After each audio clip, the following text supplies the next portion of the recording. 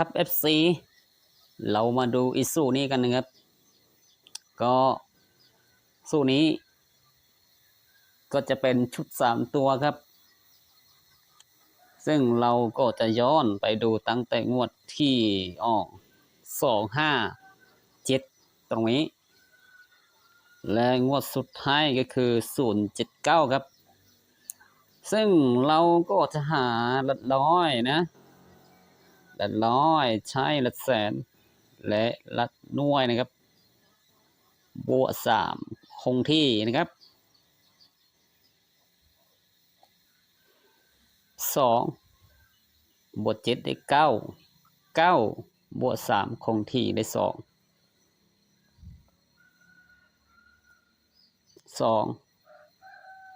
ลบอีก1ตัวได้1ในหลักร้อยก็จะมี2ตัวงวดถัดไป2บวก7ก็ได้9บวก3คงที่ยังได้ตัวเดิมอยู่ครับ2 1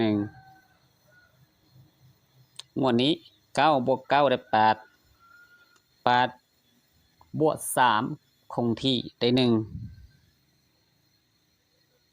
ลบอีก1ตัวได้0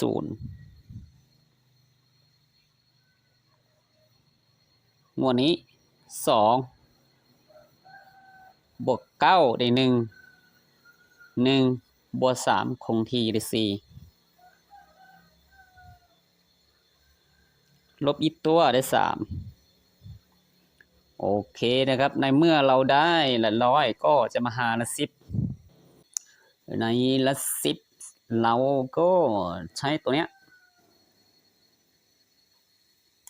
หลักพันนะครับและหลัก10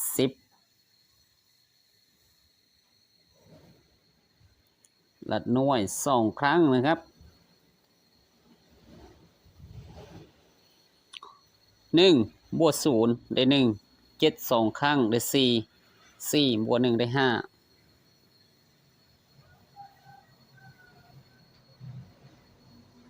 ในละ10จะมีแค่1ตัวนะครับ FC ก็งวดนี้รับพันคือ8บวก5ได้3 7 2ครั้งได้3บวก4ก็จะได้7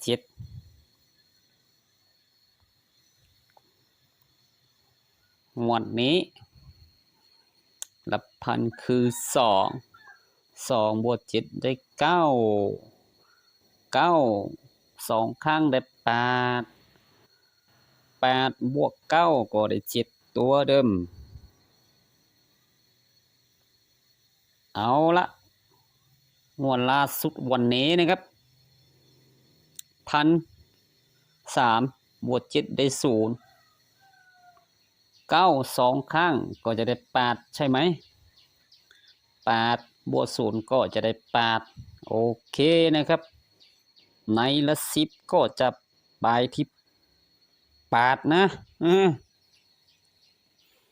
ในเมื่อเราได้แบบเนี้ย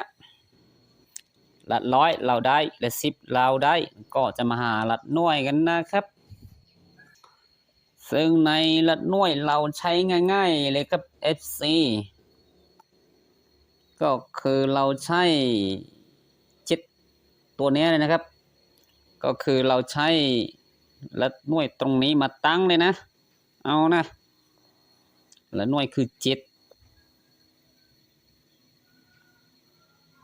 และเพิ่มไปอีก2แต้มได้9งวดนี้เลยออก2 5 7 2ไปที่ละ100 5ไปที่ละ10 7ไปที่ละหน่วยครับถ้าเราใช้ละหน่วยมาตั้งใช่ไหมละหน่วยก็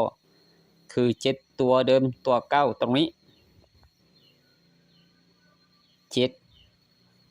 เลข9งวดนี้ออก